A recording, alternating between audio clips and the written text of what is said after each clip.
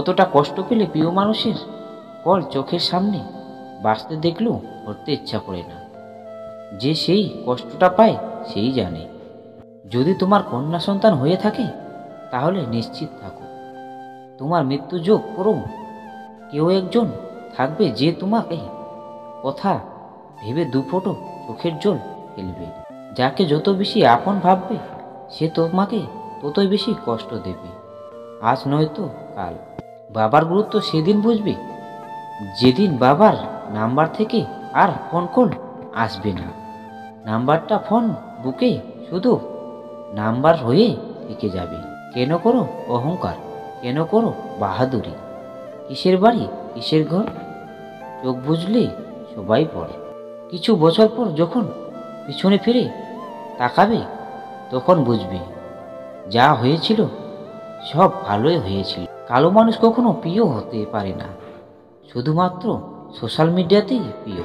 শ্বশুর বাড়ি থেকে কখনো কিছু আশা করবেন না, পারলে উল্টা কিছু দিয়ে আসবেন। কারণ যারা আপনার স্ত্রীকে এত সময় ধরে আদর স্নেহ দিয়ে বড় করেছেন তাদের কাছ থেকে আপনি ধনী। তারপরও আপনি যদি শ্বশুর বাড়ি থেকে কিছু আশা করেন তাহলে আপনি বিয়ে করলেন না, নিজের শরীর বিক্রি করে টাকা চাইলেন। জীবনে সব পাবেন কিন্তু মায়ের মতো আরেক জন মাকে পাবেন না। আপনি হয়তো আপনার জীবনকে ঘৃণা করবেন যা চেয়েছেন তা না পাওয়ার কারণে। অথচ এমন কেউ আছে যে আপনার জীবনের মতো জীবনের কামনা করে। একজনের যখন মৃত্যু দেবার আদেশ দেওয়া হয়েছিল, যখন তার স্ত্রী কাঁদতে কাঁদতে এসে বলেছিলেন বিনা দোষে ওরা তোমায় শান্তি দিল, একটি লোক হেসে বলল, দোষ করে শান্তি পেয়ে কি তুমি খুশি হতে চাও? কেউ অপমান করলে তাকে উত্তর দেওয়ার সবচেয়ে ভালো উপায় কি জানেন? আমার মনে হয় অপমানের শ্রেষ্ঠ জবাব নীরব থেকে নিজেকে তৈরি করা।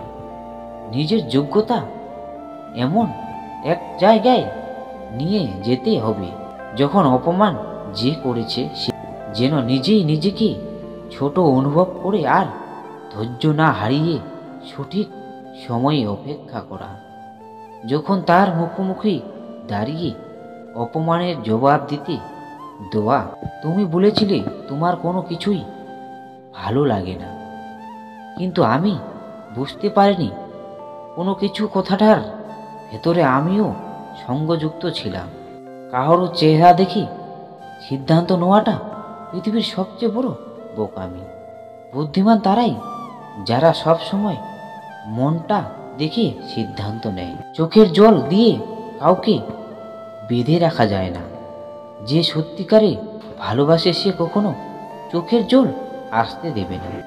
ঈশ্বর চেয়েছিল বলেই আপনি হারিয়েছেন, পাওয়ার সময় হলে আবার ঈশ্বরে দেবেন।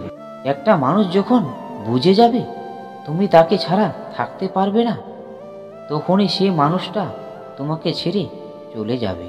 প্রকৃতি সুখ তখনই পাওয়া যায় যখন তোমার কোনো কাজ নিজেরও অন্যের উপকারে আসে। মন খারাপ হলে প্রথমেই যে মানুষটিকে ফোন করার কথা আপনার মাথায় আসবে সেই আপনার বন্ধু। শক্তিশালী সে যে নিজেকে রাগের সময়ে নিয়ন্ত্রণে রাখতে পারে। ভালোবাসার মানুষটা শত ভুল করলেও তাকে ক্ষমা করে দিতে হয়, কিন্তু ভালোবাসার মানুষটা যদি তার ভুলের জন্য অনুতপ্ত হয়ে ক্ষমা চায় তাহলে তাকে আরও ভালোবাসতে মন চায়। কেউ দেখে না তুমি তাদের জন্য কি করেছো, তারা শুধু দেখে তুমি তাদের জন্য কি করো নাই। একটি পাত্র একদিন কলসিকে প্রশ্ন করল, তুমি কি করে সবসময় যে কোনো অবস্থাতে শীতল থাকো? কলসি বলল, আমি সবসময় মনে রাখি যে আমি মাটি দিয়ে তৈরি আর একদিন মাটিতেই মিশে যাব। তাহলে কিসের রাগ, কিসের অহংকার? সুনামে ভেজাল থাকলেও বাজারে ভালো চলে, কিন্তু একবার বদনাম হয়ে গেলে এক নম্বর জিনিসটাও ভেজালের দামে বিক্রি হয়।